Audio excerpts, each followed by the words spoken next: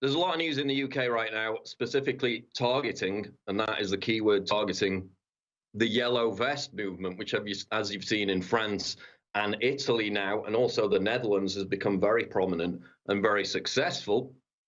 So now we have a similar group of people donning the yellow vest, the new symbol of anti-globalist resistance, basically, in the UK. Now, are those people experts at optics? Are they the best representation for the, quote, conservative or right-wing movement in the UK? Obviously not. They're going to make a lot of mistakes. But here in the UK, over the past couple of days, we have had a monumental freak out. And one of the headlines here, and we're going to get to the Nigel Farage clip in the next segment, Farage warns against state crackdown on people heckling pro-EU figures. Now, basically what happened in the UK, Anna Soubry, who is a Conservative MP, Conservative in name only, was basically walking away from Parliament or walking towards Parliament, and she was heckled. God forbid somebody said a mean word to a politician.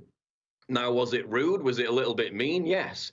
But the absolute monumental meltdown and freak out in the UK media that we've seen about this over the past couple of days is not only dangerous to free speech, because now they're talking about police action and new laws being passed to prevent ordinary members of the public with very real grievances from heckling, which basically means criticizing in public politicians.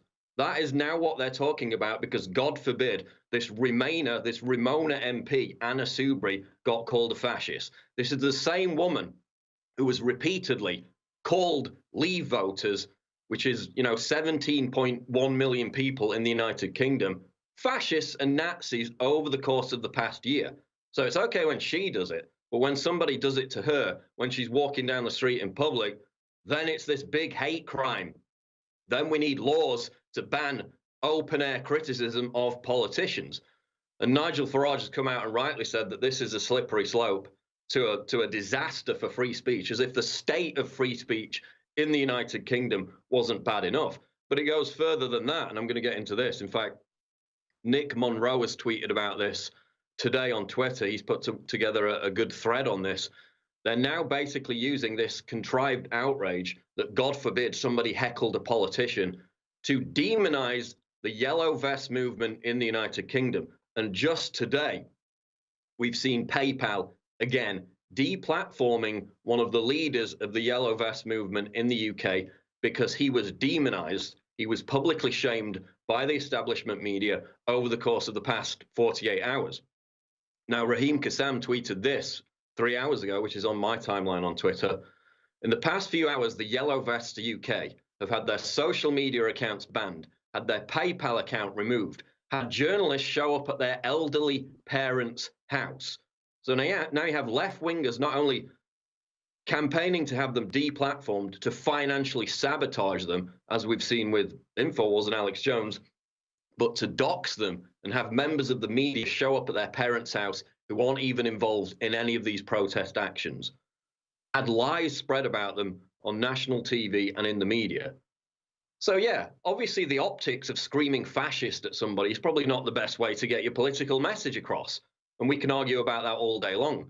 But then to create the pretext that heckling or criticizing politicians with legitimate grievances in public should be some kind of hate crime, which laws are required to stop it and to intimidate people against speaking truth to power, that is a far worse situation than a politician who has basically betrayed democracy at this point, Anna Soubry, from being heckled, from somebody being mean to her in public. That is a far worse decision. That is a far worse pretext. We're going to get more into it after the break on the Alex Jones Show live.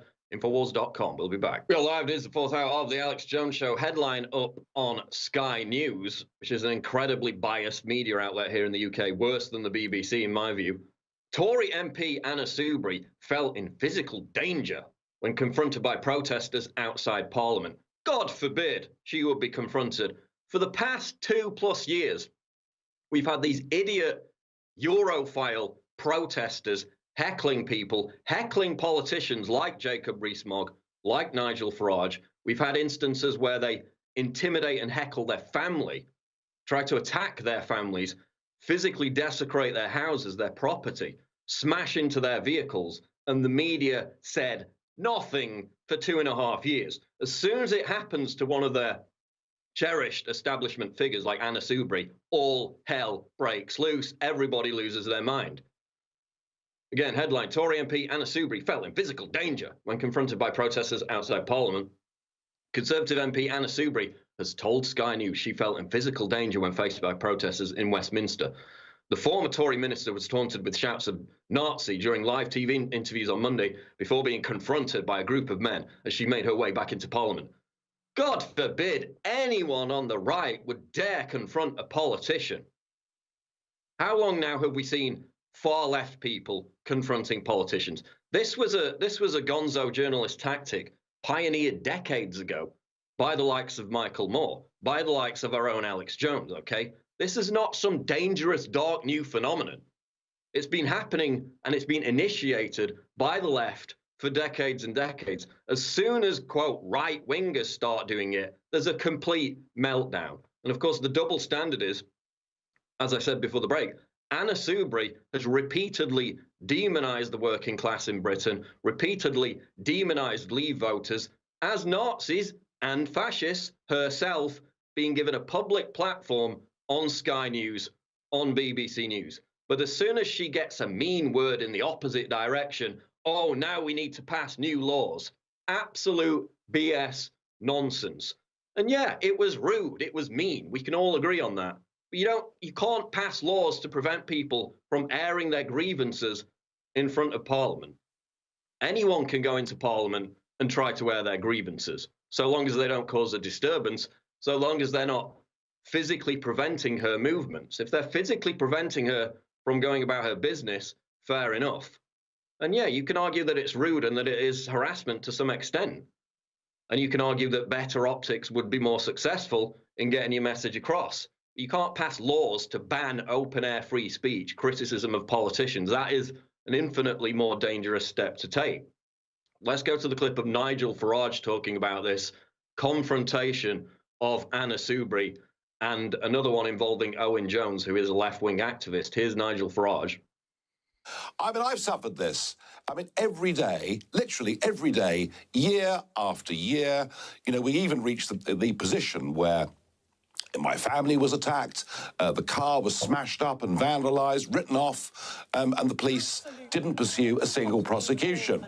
Now, because somebody in Westminster has been abused, we're told the police are investigating whether there's been a crime. So let's get a sense of perspectives on this. There is nothing new about this. There is horrible behaviour taking place by both sides of an argument, but we mustn't overreact to this. MPs, public figures, should be free to go out and express their opinion without the threat of violence.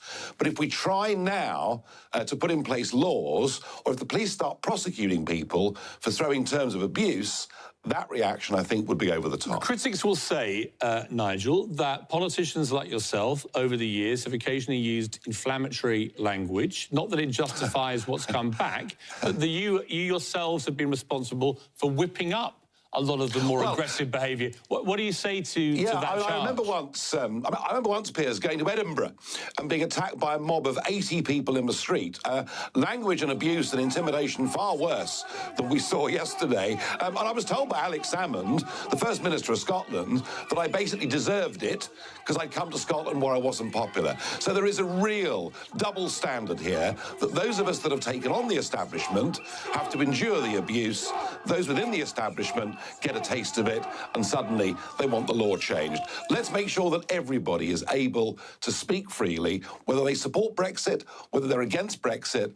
Let's stop violence, let's stop intimidation, but what you can't do is to make it a criminal offence to throw abuse at elected politicians.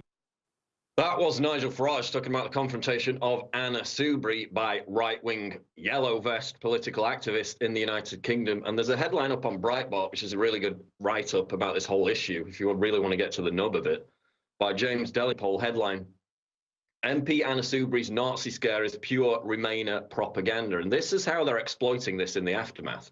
He writes, today's excuse as to why Brexit mustn't happen, because, again, it hasn't happened yet. They're still trying to reverse it, trying to reverse a democratic mandate that was given to them by the British people. Betrayal, basically. Today's excuse as to why Brexit mustn't happen is that a gaggle of protesters in yellow vests have been caught on film outside the Houses of Parliament calling Remain MP Anna Soubry a Nazi. As is perfectly clear from the video footage, this is a lot of fuss about nothing. The people jeering at Soubry are quite clearly a small group of saddos. That's his opinion, not mine. Obviously, some of this group are quite idiotic in the way they go about things, but again, at least they're out there on the streets doing something, right? He continues, none of whom looks as if they could punch their way out of a paper bag. They are more embarrassing than scary. It's clear from the sheer lameness of the insults, as much as anything, that this barracking was spontaneous rather than planned. Also, contrary to Soubry's claims, there appears to be little evidence that the protesters tried to stop her getting into Parliament. They walked alongside her.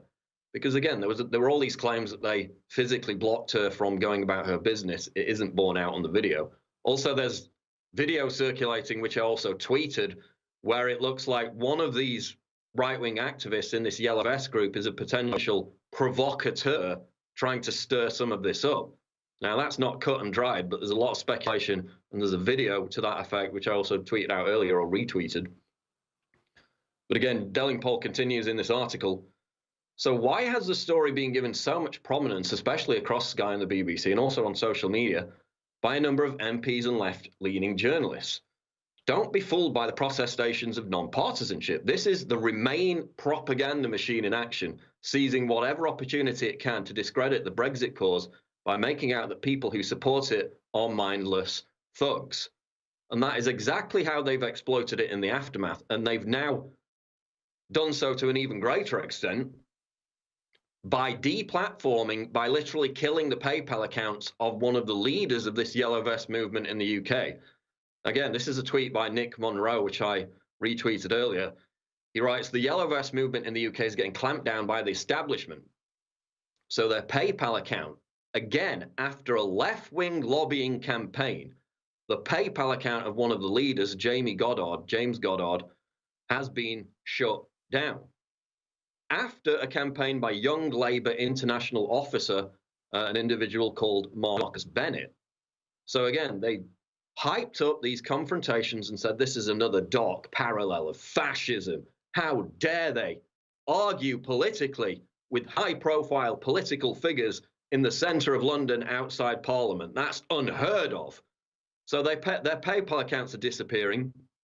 There was an article in The Independent by Lizzie Dearden, who again abuses her position of power to silence independent political voices.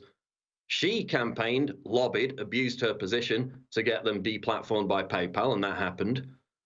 Members of the FBPE hashtag on Twitter, which is an anti-Brexit hashtag, ganged up on all these different members, identified them. Again, they're probably going to get fired from their jobs as well. That's a speciality of the left. They can't just have a debate or a disagreement. They literally have to ruin people's lives forever because they're so damn tolerant.